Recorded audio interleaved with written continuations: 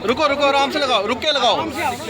इस जोर जुल्म की चक्की में संघर्ष हमारा नारा है। इस जोर जुल्म की चक्की में संघर्ष हमारा नारा है। इस जोर जुल्म की चक्की में संघर्ष हमारा नारा है। कोई वार संघर्ष हमारा नारा है। संघर्ष हमारा नारा है। संघर्ष हमारा नारा है। संघर्ष हमारा नारा है।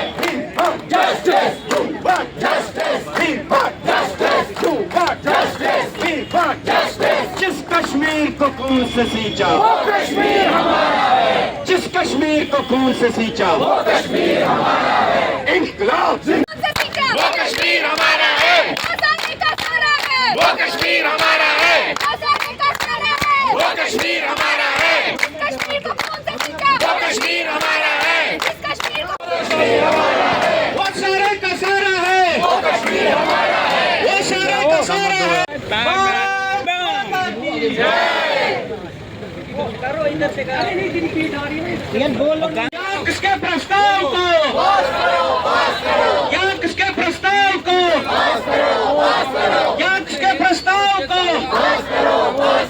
इस दौर जुल्म की चक्की में संघर्ष हमारा नारा है। इस दौर जुल्म किसके प्रस्ताव को या किसके प्रस्ताव को या किसके प्रस्ताव को इस दौर जुल्म की चक्की में संघर्ष हमारा नारा है। इस दौर को खून से सींचा वो कश्मीर हमारा है। जिस कश्मीर को खून से Justice, you want justice. We want justice. Justice, justice, justice, justice. आवाज दो, आवाज दो, आवाज दो। कश्मीर हमारा है। वो कश्मीर हमारा है।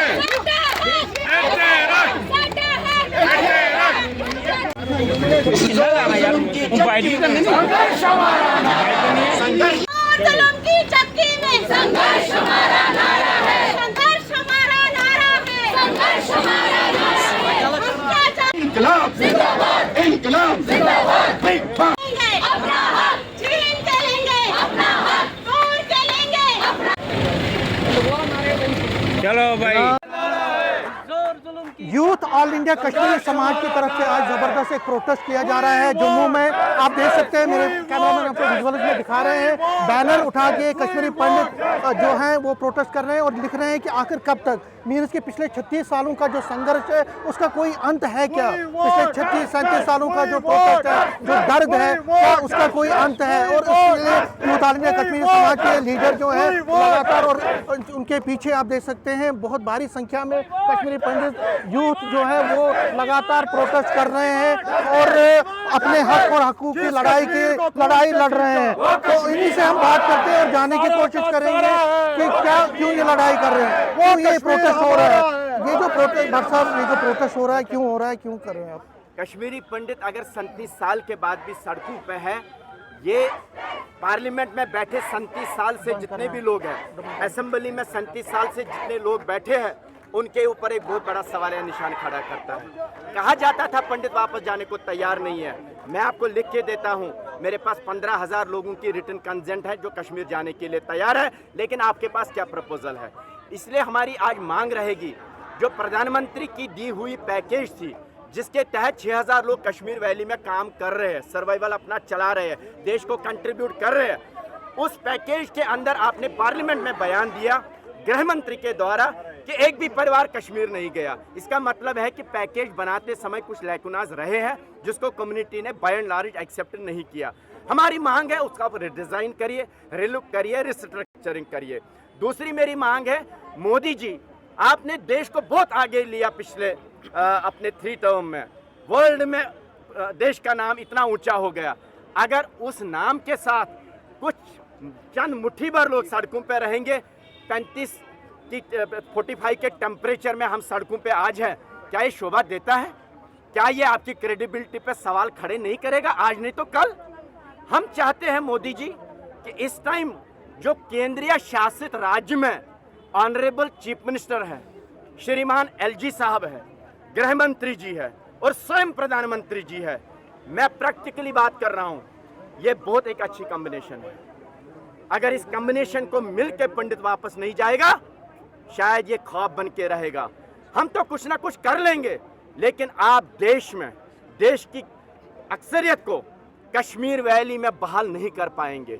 आपने मोदी जी असेंबली में 2 कश्मीरी पंडितों को नुमाइंदगी करने का एक मौका दिया। That was a historical decision and historical achievement for this community, but for last more than 2 years अभी भी एक कश्मीरी पंडित असेंबली में नहीं है। क्या ऑनरेबल स्पीकर ने, ऑनरेबल चीफ मिनिस्टर साहब ने असेंबली में ऐसा रेजोल्यूशन पास किया, ऐसी बिल लाई कि असेंबली में नुमाइंदगी पूरी नहीं है? इसका मतलब आप डिलिमिटेशन कमीशन को रेस्पेक्ट नहीं कर रहे हैं। इसलिए मैं चाहता हूं कि आप उसकी रेस्पेक्ट करें, लेकिन ये नुमाइंदा 2 कौन होंगे, ये बहुत बड़ा सवाल है। ये वो होने चाहिए जिसको कम्युनिटी चुन के लाएगा। तो ये जो आपने कहा रिप्रेजेंटेशन, पॉलिटिकल रिप्रेजेंटेशन मिलनी चाहिए, लेकिन जो कम्प्रहेंसिव रिहेबिलिटेशन और रिटर्न की जो मॉड्यूल है, उसके लिए क्या आपको लगता है कि कश्मीरी पंडित लीडर से बातचीत करनी चाहिए, सरकार को अब आगे आके टेबल पर बात करनी चाहिए और उनसे जानना चाहिए कि आखिर वो चाहते क्या है? देखिए, कोई भी चीज़ पॉसिबल तब तक नहीं होगी जब तक कश्मीरी पंडित की लीडरशिप से बात नहीं होगी। It is as simple as good. लेकिन मुझे कश्मीरी पंडित की लीडरशिप को पहले वेट करना ये बहुत ज़रूरी है। कौन है लीडर? अब तो बहुत है, आपको भी पता है, जितने भी रिटायर होते हैं उसके बाद वो कश्मीरी पंडित के नेता बनते हैं। मैं चाहता हूँ हम भी अपना यूथ ऑल इंडिया कश्मीरी समाज का बैनर क्लोज करेंगे। ये मैं ऑफिशियली आपके मीडिया के सामने बात कर रहा हूँ, लेकिन पहले कश्मीरी पंडित के अंदर एक चुनाव हो, और वो चुनाव होना चाहिए सरकार की निगरानी में। जो चुन के आएगा वही हमारा लीडर है, आप उससे बात करिए। अगर किसी कश्मीरी पंडित को इसका डर है, वो उसकी प्रॉब्लम है, वो हमारी प्रॉब्लम नहीं है। हम देखेंगे कश्मीरी पंडित किसको चाहता है। हर कोई कश्मीरी पंडित का नेता नहीं बन सकता। ये भारत सरकार में हमने देखा, मोदी जी की अध्यक्षता में नए नए चेहरे देख के आते हैं काम के बेसिस पे, जिनका सोसाइटी से कोई लेना देना नहीं, कम्युनिटी से कोई लेना देना नहीं, वो भला इस कम्युनिटी को कैसे पहले represent अपेक्स करें? कमेटी भी थी, क्या आपको लगता है उसको रिवाइव करना चाहिए? देखिए, अपेक्स कमेटी जो पहले थी, यहाँ अपेक्स कमेटी का एक प्रॉब्लम चलता है, इसके पावर्स लिमिटेड होते हैं, चाहे चीफ मिनिस्टर साहब हो, एलजी साहब हो, क्योंकि कश्मीरी पंडित का हर कोई चीज़ दिल्ली से आती है, गृह मंत्रालय से आता है। रिलीफ बढ़ाओ, दिल्ली से जब बढ़ेगा, सैलरी बढ़ाओ, दिल्ली से जब आएगा, राशन बढ़ाओ, दिल्ली से जब सब कुछ दिल्ली को करना है, फिर दिल्ली की अध्यक्षता में ही अपेक्स कमेटी बननी चाहिए, जिसमें चीफ मिनिस्टर साहब भी हो, एलजी साहब भी हो, और गृह मंत्री जी स्वयं उसकी अध्यक्षता करे। वहाँ जो कानून पास होता रहेगा, जो हमारे इशू एड्रेस हो जाएंगे, आप उनको इम्प्लीमेंट। क्या कोई वार्निंग यहाँ से आप इस मंच से दे रहे हैं आज सरकार को, कोई टाइम दे रहे हैं कि जितने मसले और मसाइल आपके हैं, अगर वो हल नहीं होते तो आप स्ट्रगल को इंटेंसिफाई करें? समीर जी, आप भी अपने मीडिया के माध्यम से पिछले 3 डिकेड से सड़कों पे, और सब जानते हैं, आपके साथ कोई बात छुपी नहीं है। मैं आपको क्लियर बता रहा हूँ, यूथ ऑल इंडिया कश्मीरी समाज पहले करती है फिर कहती है। हम पहले नहीं कहते फिर करते। ये आज दूसरा सिंबॉलिक प्रोटेस्ट है। आने वाले समय में आप कांप जाएंगे कि हमने क्या क्या कार्यक्रम बनाने हैं कश्मीर से लेके कन्याकुमारी तक, और उसको आपको एड्रेस करना पड़ेगा। देरी न करिए, तभी ये स्लोगन अच्छा लगेगा। मोदी जी है तो मुमकिन है, तभी ये स्लोगन अच्छे लगेगा।